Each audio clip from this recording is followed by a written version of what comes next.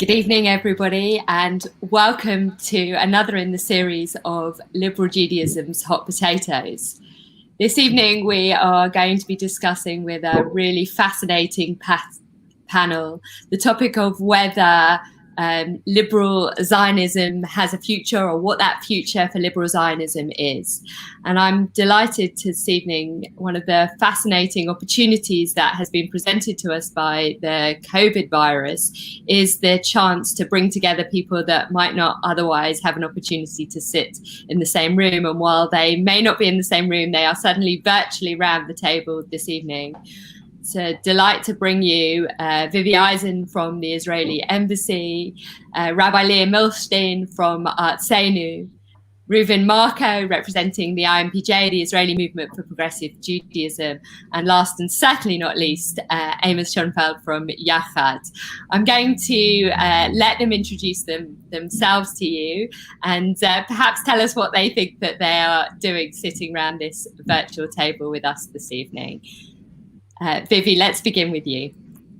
Thank you so much. So I'm here representing the Embassy of Israel. I am the Director of Public Diplomacy in the Embassy of Israel, which means that many other things that my department does, we oversee relations with the Jewish community in the UK. So actually, I wasn't invited to this panel. I asked to be invited, and I'm very happy that you have agreed to accept me in this panel, because for us it's really very, very important to engage with the Jewish community in general, and of course with the liberal Judaism. So I'm happy to be here, and thank you for accepting me as an external observer or participant. We're certainly not going to allow you just to observe this evening, Vivi. We are delighted to have you, and we'll definitely be expecting you to participate. Rabbi Leah. Hi, many of you probably know me as one of the rabbis at Northwood and Pinner Liberal Synagogue, which is my day job. But tonight I'm here in my role as the international chair of Aisen, which is the political representation of liberal, reform and progressive Jews from around the world within the Zionist institutions, so the World Zionist Organization and also its daughter organizations, the Jewish Agency, and Keren Kayemet L'Yisrael, the Jewish National Fund. So the topic liberal Zionism is basically what I spent my entire free time thinking about. So it's a real pleasure to be able to be here this evening. Thank you. A bit of a busman's holiday for you, Rabbi Leah, but thank you again for being with us. And Reuven, if we can come to you next. Thank you, Shalom. It is excellent to be with all of you, calling here from Netanya, Israel. Although I do have my ties to London, as I had my aunt and uncle living there, just off of Edgware Road on Hilliston Avenue in Edgware. I've been with the Israel Reform Movement, the progressive movement, since maybe 50 years now, as a volunteer since I was 13. So I have a lot of insights about what we have been doing here on the ground, and together with you kind of doing things together, making things happen here in Israel towards directions that we believe in. And I think that it's going to be a lively discussion about that. Thanks. Thank you, Reuven. And Amos. My name is Amos Schoenfeld. I am a board member for Yachad. Yachad is a movement here in the UK for the British Jewish community seeking to move towards a sustainable, peaceful resolution to the Israeli-Palestinian conflict. Thank you so much, Rabbi Charlie, and to Liberal Judaism in general for having us. We've been a partner, Yachad and Liberal Judaism and LJY Netzi, your youth movement, for many years. I worked with them when I was the youth and student worker as well. So yeah, it's great to be here. Thank you. It's, as I've said, fantastic to have so many of our different partners in different ways involved with us. I think our audience would be really interested, as we begin this discussion, to know a little bit about how you understand liberal Zionism. What does liberal Zionism mean for you, maybe as an individual, but also in the context of your organization? Rabbi Leah, let's come to you first. So I think for me, liberal Zionism is really about the question of what place does the land and the state of Israel play in the religious identity of liberal Jews. So how do we relate to what is now a fait accompli, a state of Israel, a country that claims to represent not just its citizens, but the Jewish people? And what place does it hold in our religious lives? So I think for me, liberal Zionism, in a sense, cannot be separated from our Jewish identity.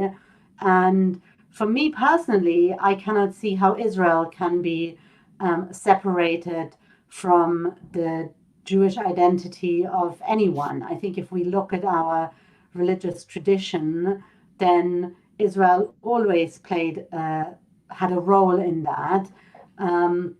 And so I think it's part of the continuous journey. It's something that changes and responds. But in a sense, I don't really see it being a question of, is there a future for liberal Zionism? Because I think it continues to be a journey. There's not one goal for liberal Zionism, so we continue to be on a journey. And what liberal Zionism looks like might change, and how we act upon it might change. But I think if we want to continue wrestling with the different components that make up our Jewish identity, Israel will always remain a part of that. Thank you, Rabbi Leah. And coming to the other person on our panel, I suppose, that comes from very much inside that question, Reuven, could you add your own understanding to that? For me, it is an interesting perspective. I think I agree with a lot of what Leah said, and maybe just to add upon that is that part of what we are doing today on the ground. And by the way, I may have made a mistake and I interrupted. No, you're good. Oh, I'm good. Okay. Because I think we need to do that as part of our everyday lives, bringing something that was outside of Judaism because it was disconnected from Israel for so long, for 2,000 years.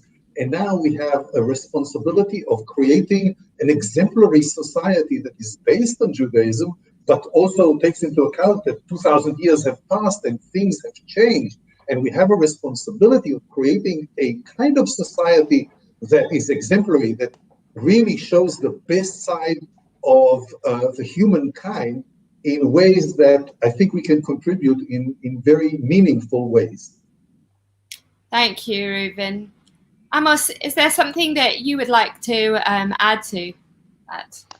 I think for me, there's a few different ways of unpacking that term. You can start with the liberal side, you can start with the Zionist side, but really where you think about what makes liberal Zionism into the thing itself is the marriage of those two terms. It is the belief in the Jewish state as the homeland of the Jewish people in what was the part of the British Mandate of Palestine, but we're also with that liberal philosophy at its core, and we have to really think about what makes liberalism into an ideology of its own. It's things like pluralism, it's things like tolerance, it's things like belief in the rule of law and the liberal international order.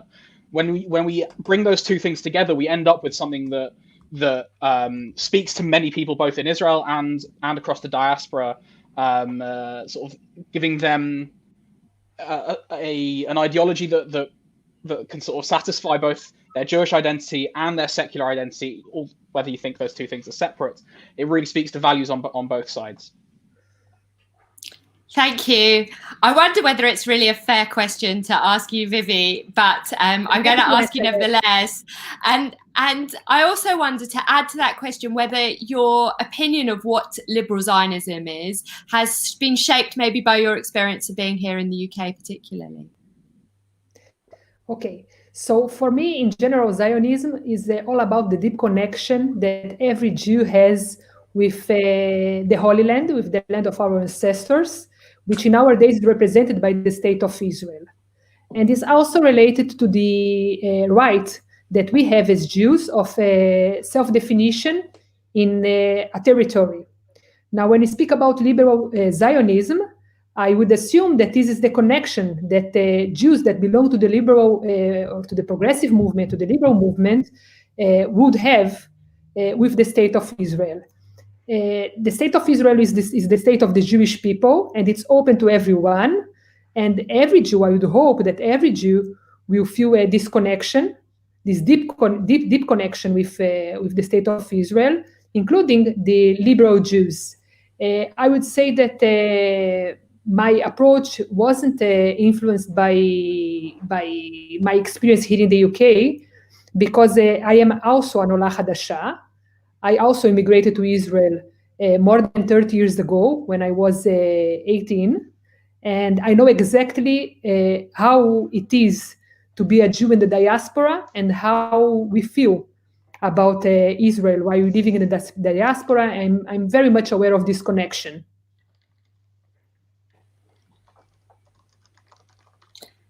Thank you very much. So moving slightly forward with this question, and perhaps beginning with you, Reuven, do you see that a two-state solution is absolutely imperative to one's understanding of liberal Zionism? I think that the two-state solution is a practical political solution to a problem that we have. And it is a position, a political position that one may have as liberal Zionists to a problem, a practical problem that needs a solution these days. And yes, it is part of what we think is the solution that needs to be taken. There are various views on how one should approach it and how one gets to that point. But one needs to look at it from it's something that is political, and we need to find a way to get our positions that I would say overall, many people see that eventually that is going to be the solution, but also accepting the fact that there are other people who have different political views that may be as valid, even if we don't necessarily support them, and we need to persuade them that our political solution is maybe a better political solution than what they would like to suggest, but all a valid political solution. So we need to think about that in maybe a different way than we do until now. Thank you, Reuven. And Rabbi Leah, a pragmatic political solution, or is there another approach to seeing the relationship between liberal Zionism and the two-state solution? So, I mean, for me personally, I think what liberal Zionism primarily is about is to say we want Israel to follow liberal Jewish values and not act in contradiction to them. I think the two-state solution is one possible solution that is in line with our values. But again, like history develops, we're not in the same situation anymore as we were in the Oslo years, when that seemed like the only possible solution. So I don't think we should say liberal Zionism is over if it's the end to the two-state solution. But I would say liberal Zionism is over if the solution means that Israel controls a very large Palestinian minority without giving them democratic rights, for example. So I don't think necessarily the only possible solution can be a two-state solution, but I believe in any case, any solution would have to be a negotiated solution between two sides. And it has to be one that both sides can consent to. I'm not a geopolitician. I'm not the best one. I'm a rabbi. I'm not the best one to come up with a possible alternative. I maybe am the one who can look at solutions and options given and say, are these in line with my values? I think at the moment, probably the two-state solution is still the best one we've got left, although I think we have come a long way from it. But I think the most important thing we have to keep in mind is that no solution can be in line with liberal Zionism that doesn't align with our liberal Jewish values. So Vivi, while maybe the liberal Judaism values are not the values necessarily that we would ask you to measure your own self against, but I wonder what your take is on what Rabbi Leah says. Okay, so by the way, my values are my personal values, and when I represent the Embassy of Israel, I represent the Israeli government. So there's no relation here to my own values. But I will try to make the point regarding this question, and I will take you back to the invitation to this panel, because in the beginning the question that was asked was what is the future of liberal Zionism? And I wanted very much to participate, and I said immediately I'm coming, and I asked you, and later on I read the following sentence that was added to the main question of this panel regarding annexation. And then I was surprised, because I was asking myself, and actually I come back to you with this question: Is liberal Judaism all about annexation or no annexation? Is liberal Judaism all about agreeing with the policy of a specific government right now? Or liberal Judaism is much more than this? It's the connection, as I said before, between liberal Jews and the state of Israel, regardless of government, regardless of the current policy. So I come back to you with this question: is annexation the end of liberal Judaism? Liberal Zionism in the case, not Judaism, of course. Liberal Zionism in this case? I hope it's not. I truly hope it's not, and I believe it's not. Well, it's wonderful always to answer a question with a question. I think it does take us onto a topic which I know many of our audience at home will really want us to try and grapple with and get to the heart of, and that is the topic of annexation. And Amos, I wonder if we can come to you. Sorry to begin with by putting you on the spot, but I think it is what many of us are struggling with at the moment, which is the annexation of the Jordan Valley or the Gush sounding the death knell for many who have held on to the values of liberal Zionism? I think it's a very big question, and there's, I think calling it a death knell is a big term. When we think about what liberal Zionism is, it is upholding that dream of being Jewish and democratic. You cannot be democratic and annex territory. It's a moral crisis. It's a democratic crisis. And I also feel to what extent we can say Israel has a constitution. It's a constitutional crisis. If we look at, for example, founding documents, it ensures the Declaration of Independence ensures complete equality of social and political rights to all its inhabitants, irrespective of religion, race, or sex. Is that possible under annexation plans?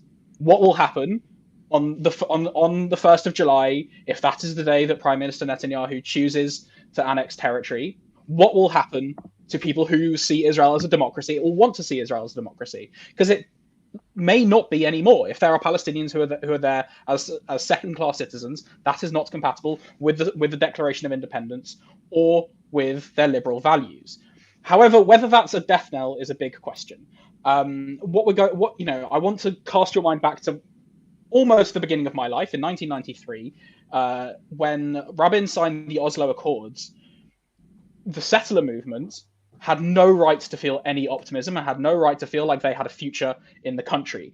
The signing of a document by Yasser Arafat and by Yitzhak Rabin should have been the end of the dream of the settler movement of that one-state solution. However, look at us now; we're staring it down. That's been a huge success of that movement to realize that vision. We're at the same moment of the settler movement faced then. We're at 1993. It feels like all is lost, but there is a long way to go, and there is still a lot to fight for. So I think it's not the death knell, but it's certainly a moment for us to be scared. I love the spirit of both of creativity and of finding hope there. I wonder whether, Rabbi Leah, you see the same, you feel the same optimism in that question. I'm not sure I would necessarily call it optimism. I think for me, it's more that, especially when things happen that we don't agree with, especially when there are times when we see our values challenged, that's when we need to engage. And I often think about Oslo as well and what those years did for the right wing.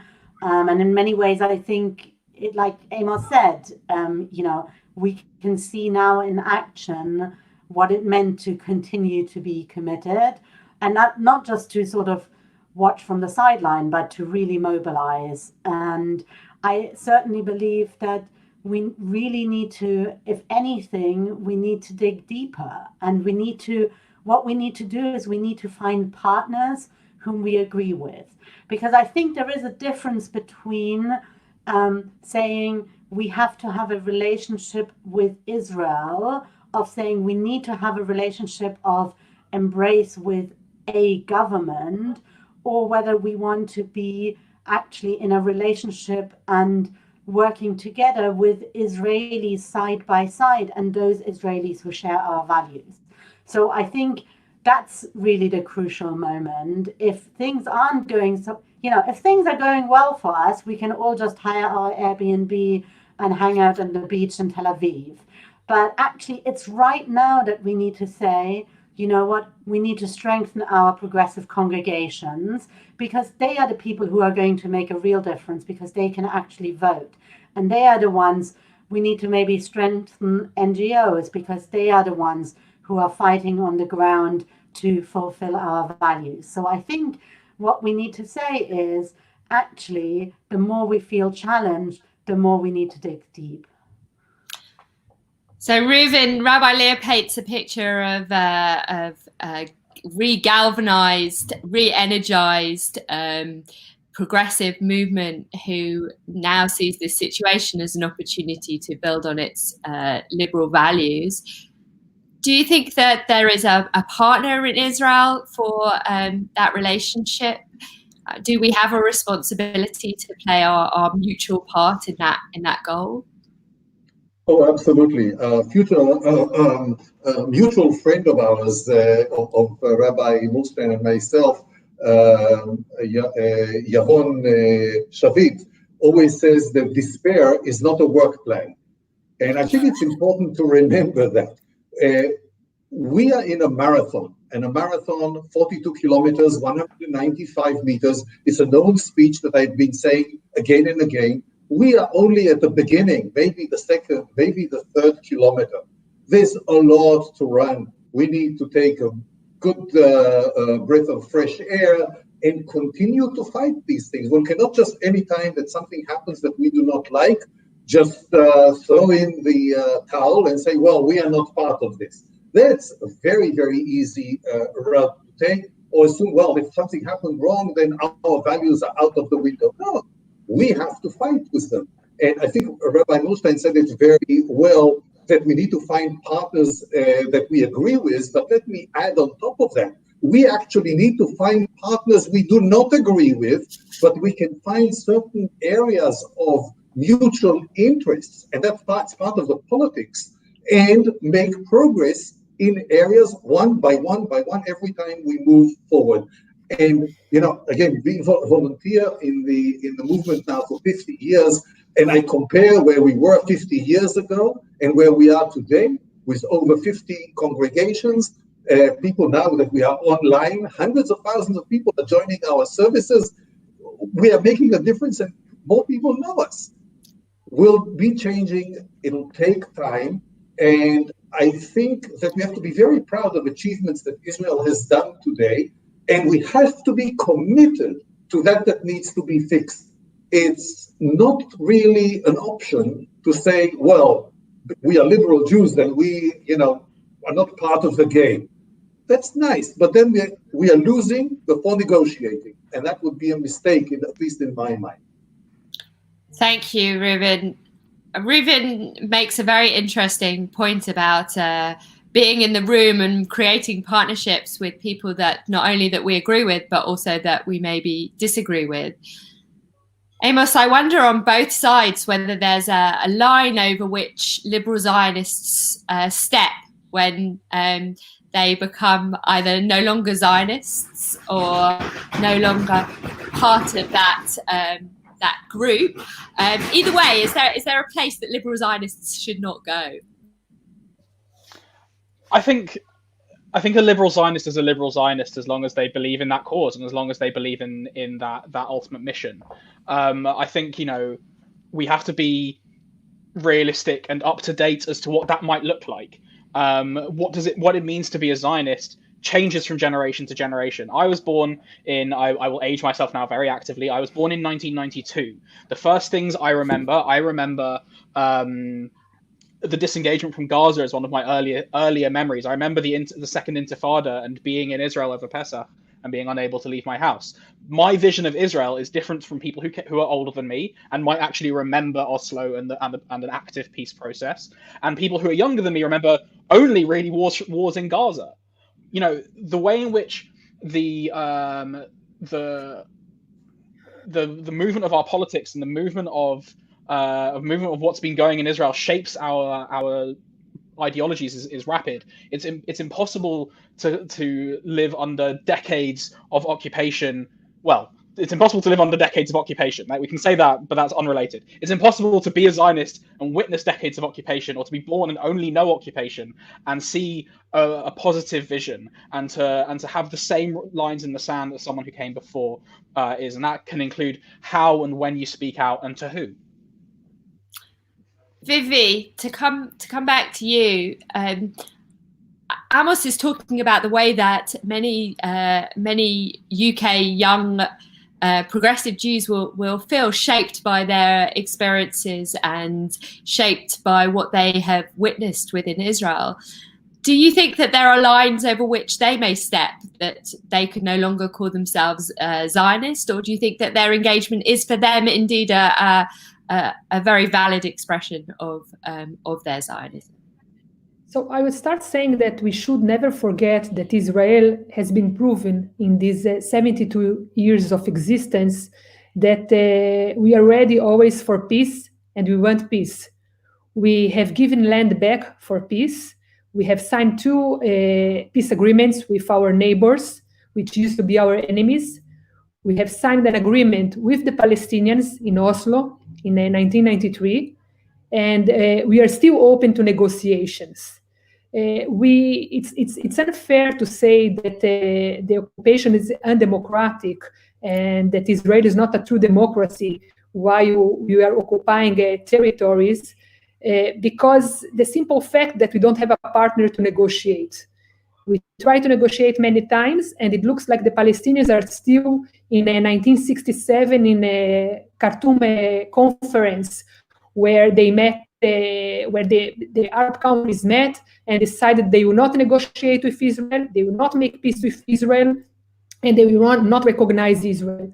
But since then, things changed a lot, and you see today many Arab countries trying to normalize the situation with Israel, while the Palestinians are still back in 1967.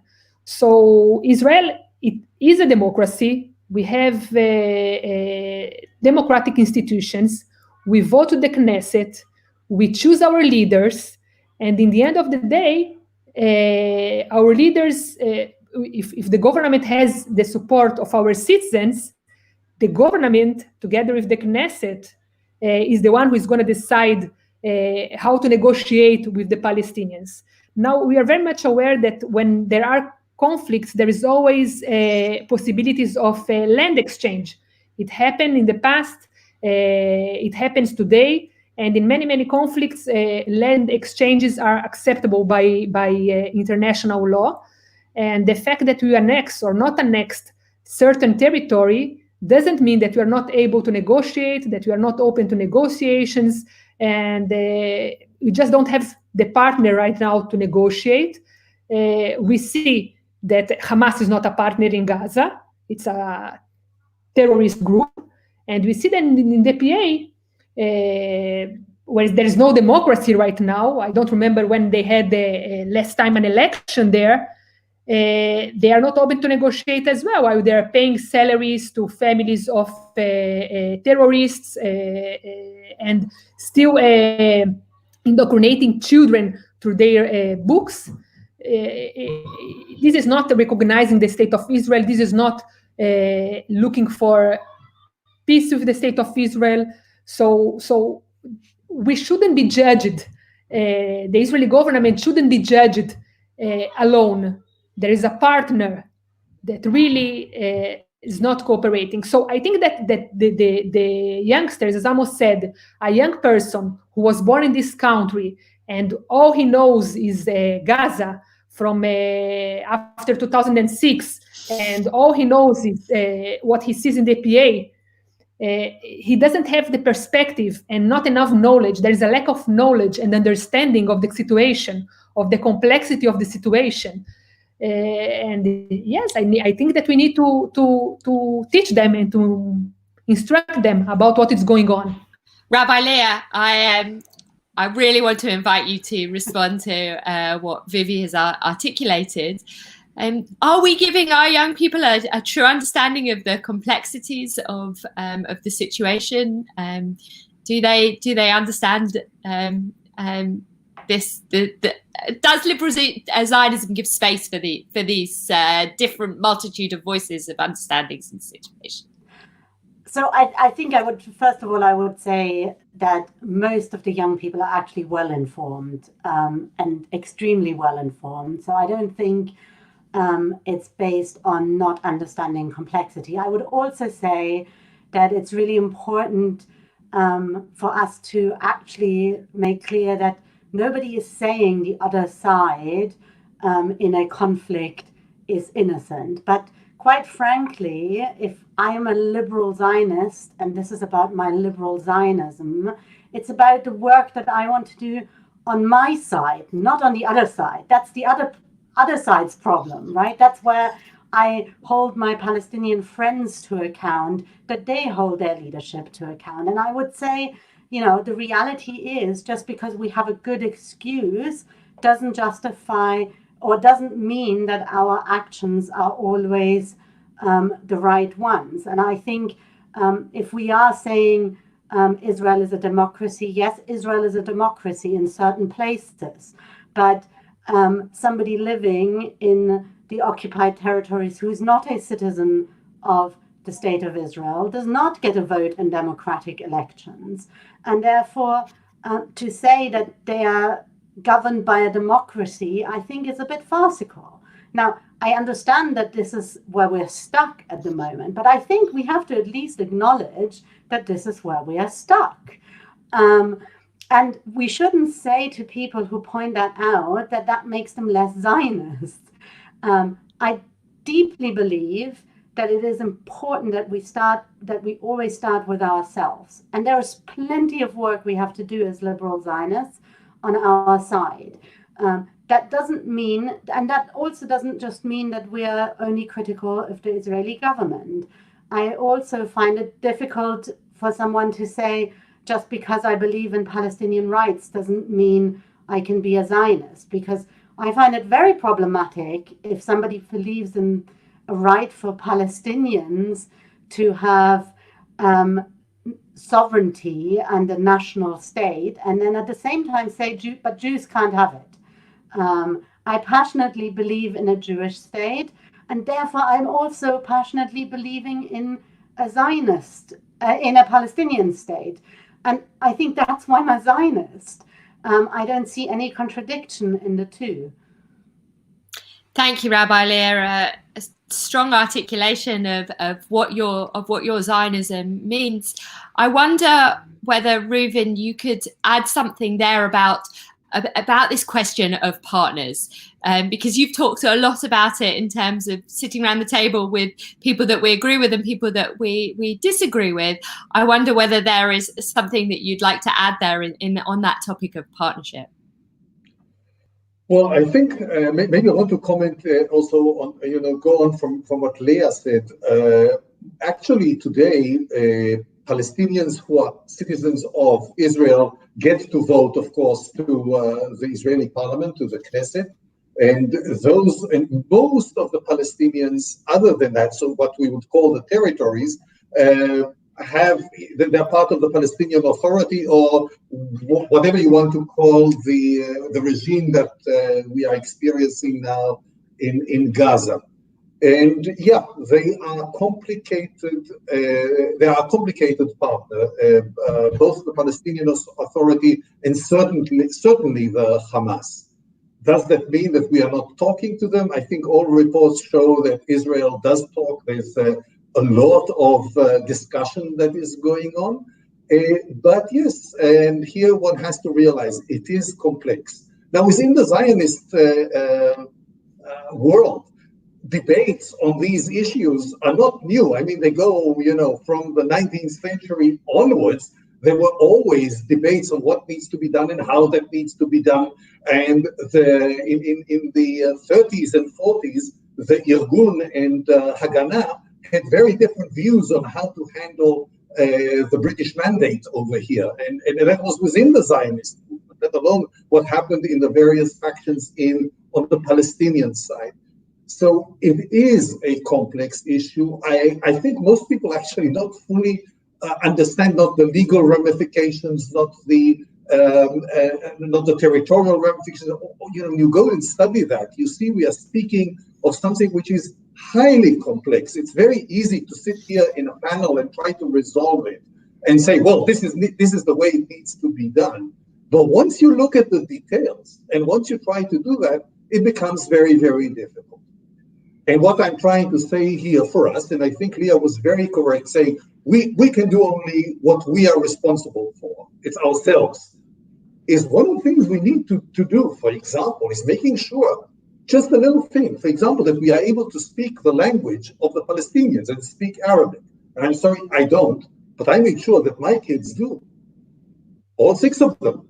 And they speak fluent Arabic, because I believe it's very, very important, because then you create this person-to-person discussion. You can create these partnerships on the ground, and actually what you'll find that many of them have a very common language, and this is how you build eventually the trust and the belief in each other, and maybe also solutions that come not from a dogmatic place. Well, this has to be the solution, it's the only solution. Maybe like Rabbi Muslim was saying, that there are other options that maybe as liberal Jews we should come up with and think about, not as imposing, but getting a dialogue going on. So I wonder, with that subject of dialogue, one of the questions that's come into us from our audience is about the question of whether the progressive movements such as Liberal Judaism should remain part of British Jewish institutions such as the Board of Deputies or the ZF, the Zionist Federation, which have ignored their views and perhaps, they have said that in effect act as a branch of the Netanyahu government. I wonder, Amos, what your thoughts are. Is our place around the table with those organisations, or should we be moving away from them and having our own dialogue? So I'm an addict for these kinds of things. I've been on the Board of Deputies representing Yachad for 5 years. I've been a delegate to the World Zionist Congress, to the World Jewish Congress. If it's got an acronym, I've been there. And I don't recommend to follow my path, but it's a thing. People don't want us there. People don't want to hear voices that they disagree with that challenge them.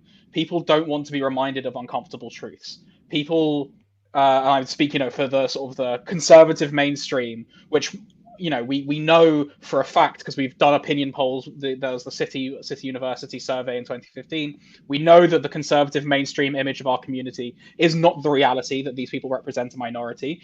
And for us to beat down the door and to say that and to shout that is really important. We need to be sending in people who are excited and passionate about putting forward those values, because we need a confident and engaged diaspora in order to be a partner with Israel. We're not, as much as some people would hope, we're not here to be trampled on and to simply give our money to whatever the government wants us to do. We're here to be an active partner. That's why Vivi's job exists. I envy Vivi. I don't envy Vivi. I feel bad for Vivi because she has an impossible job. She's trying to defend the indefensible in saying that somehow what we're doing, what Israel's doing, is democratic. She has to come here and say this because her job is to engage with Jewish communities. It shows that we have a really viable and necessary role within this debate as the diaspora. And if we leave those diaspora institutions to the right wing, then we're going to end up losing the things that we love and the things that we hold dear.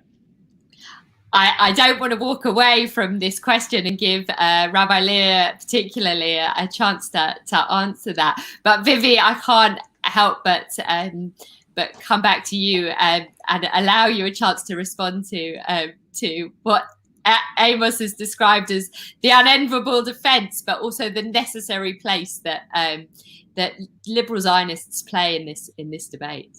Yes, so Amos, I don't need to engage with the liberal Judaism. I want to engage with the liberal Judaism because I want to engage with every Jew. Yes,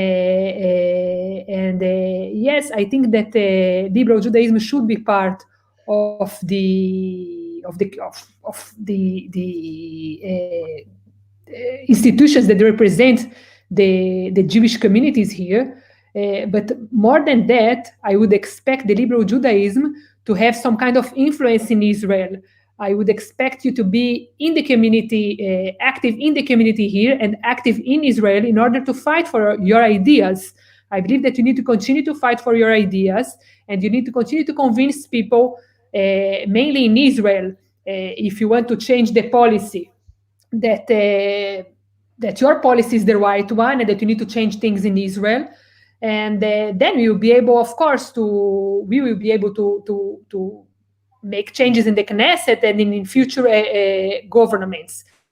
The problem, from my point of view, starts when the discussions inside the Board of Deputies, and I'm not, I don't try to be someone that is part of the Board of Deputies or nothing like that, because in the end of the day, the Board of Deputies represents the Jewish community in the UK and not the Embassy of Israel. And you, of course, the Board of Deputies should keep these open conversations about every issue. But I would expect Jews in the diaspora to try and enhance the relations between Israel, in this case, you're talking about the UK, and the UK. Yeah, so I expect Jews in the UK to try to enhance the relations between our two countries. I think that this is very, very important. It's one of the main roles that the Jews of the diaspora can take. And sometimes I see that certain communities in this country are trying to do exactly the opposite. In order to solve or in order to influence the policy of the government of the State of Israel, they approach the British government and try to convince the British government that Israel is not democratic enough and that the British government needs to do something. And really, this really can harm our relation with the UK. And I think that the relations between Israel and the UK is it's something much more wider than this government or other government. And I think that it's important for the Jewish community that Israel has good relations with the UK. And I just think that it's not right to try and harm those relations in order to change Israeli policies. Thank you, Vivi. You need to change policies in Israel from inside. Thank you, Vivi. I think that this is a great point to come back to Rabbi Lear on. I know personally that she has some opinions on this. And I wonder, Rabbi Lear, if you can answer that question about the homogeny, really, of British voice. Is that essential, or actually is there a different voice within the Jewish community that needs to be heard as well? So I think what's really important to understand is that there is a huge diversity of voices and opinions, even within progressive congregations, even within liberal congregations. It's not like every person chooses their religious affiliation primarily because of their view on Zionism. people choose to attend a liberal synagogue for many reasons. Israel probably is relatively low on that list when people make a decision about where are they actually going to join and what will be their home congregation. So what we of course have in the community is both within the liberal community, but in the wider Jewish community, a diversity of opinions. And I think when it comes to organizations like the Board of Deputies and the Zionist Federation, I think I'll bring in here my foreigner's bias. As people can tell by my accent, I'm not originally from the UK. I'm a German Jew. And I think one of the things that I've learned and seen is that in England, people are afraid of creating an atmosphere in Jewish communal organization of open debate and disagreement. There is this enormous desire for consensus, and actually that becomes a little bit tyrannical. It's not just about Israel, it's about many things. And I think the answer to that is really about saying we need to learn to have a more open discussion, because I think what we see, and I see this in my work at the World Zionist Organization, where I'm joined by representatives from all over the world, and if you take even just 5 minutes of being in those meetings, you realize that Zionists don't agree with each other on anything. But actually, we can have a lively debate, and you know what? Sometimes we can even build coalitions with people who you would never think we have things in common, and it makes us stronger.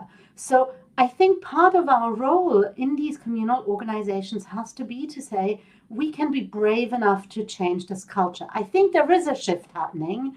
I think what we saw with the Jewish community happening with the Labour Party was actually for the first time having confidence to voice something that doesn't just express consensus. And no matter on which side of that debate we might want to come down on, what it did show was that actually we are able to hold disagreement within our community without breaking apart. Now, I realize I'm speaking way too long, but I wanted to reply to something that Vivi said. And I want to do so as an activist. I think we need to understand that there are different methodologies that we have to employ at different times in order to make an impact. And actually, the reality is we as British Jews, on the whole, do not get a vote in the Knesset elections. And sometimes actually it is through our elected officials that we get to make an impact. And I don't do this just on questions of annexation, but I want to give an example. Actually, it wasn't from the UK, but when I was working one summer in the United States, when Israel was trying to pass a conversion law, which would have basically ruled all our conversions invalid, we took all the Jewish American senators to meet with the Israeli ambassador to say, this cannot happen. This law will be damaging to us.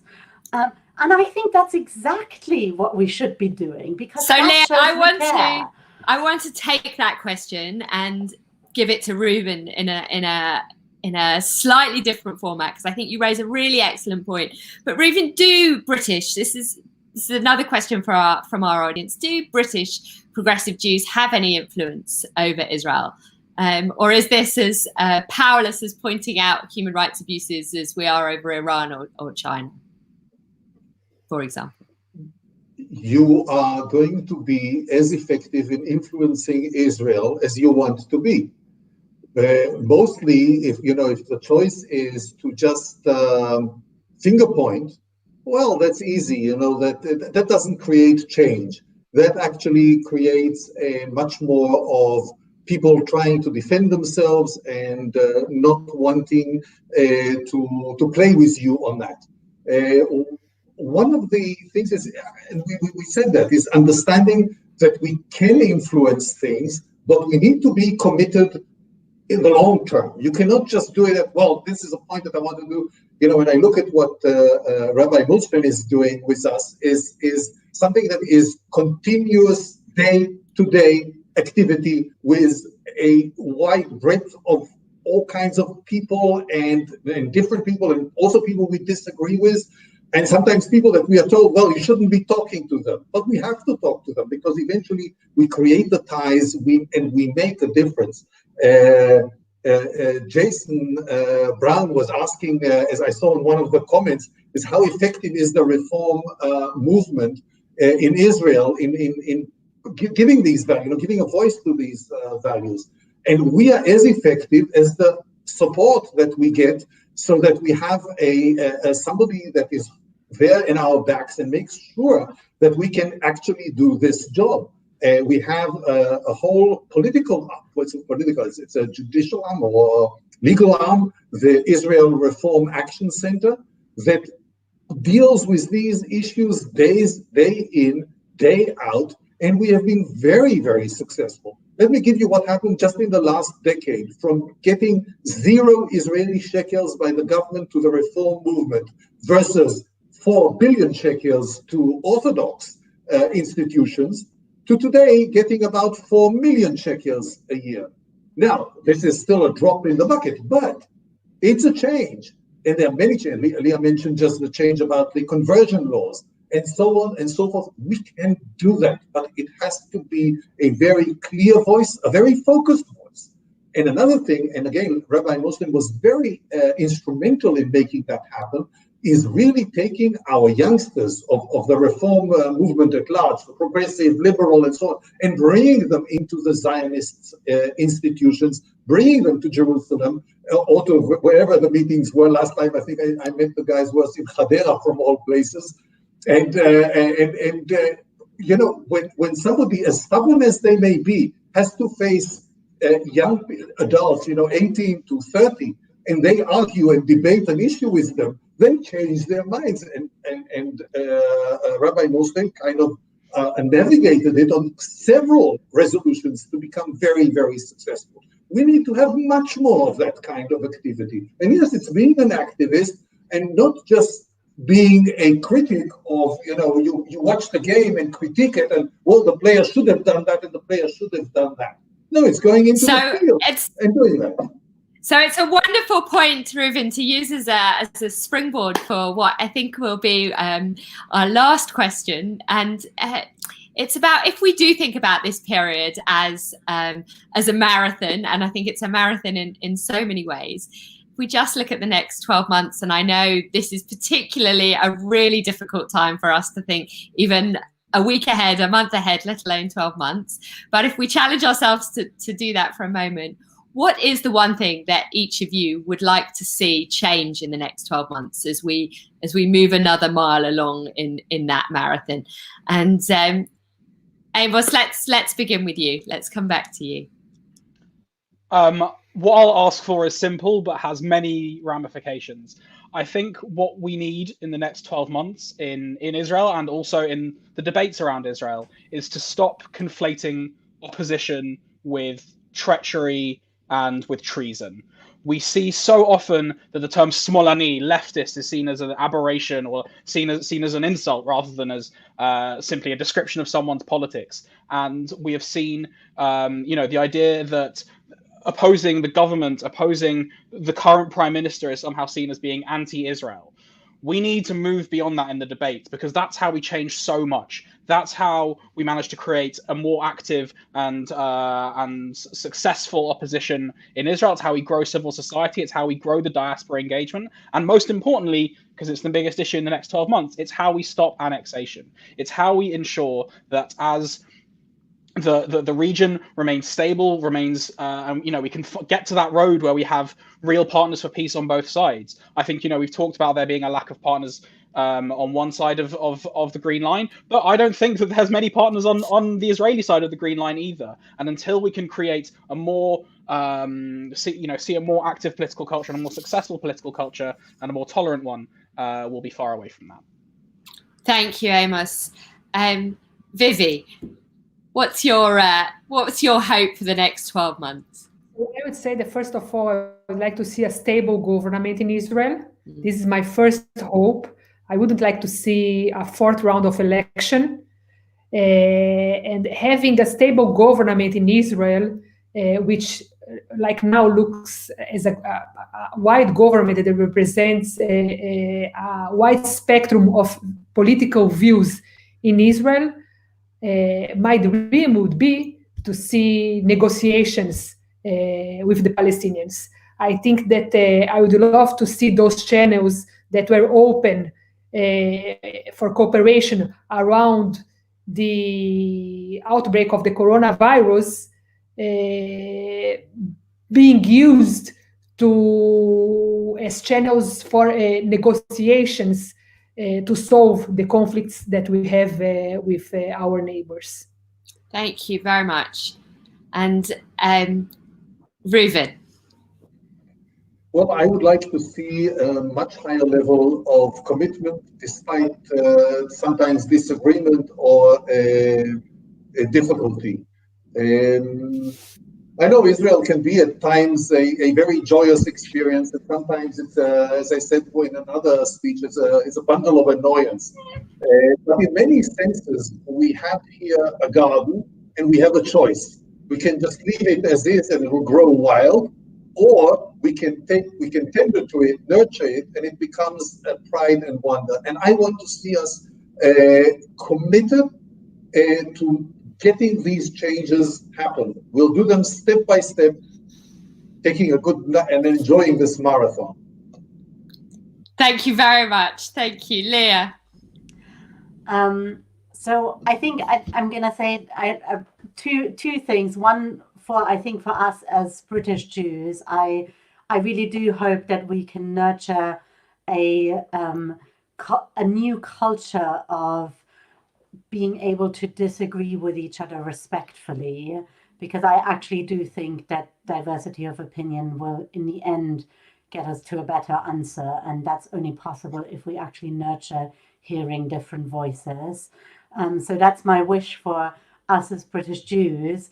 I think my wish for Israel is that the incoming Justice Minister will actually be true to what he says he will do, which is to tackle racism in Israel, because I do fundamentally believe that if we start creating a society where Jews cannot discriminate against fellow Jews, Jews cannot discriminate against fellow citizens, it will be much more difficult to still continue tolerating a society where you can discriminate against occupied Palestinians. So I do hope the incoming Justice Minister will fulfill his promise.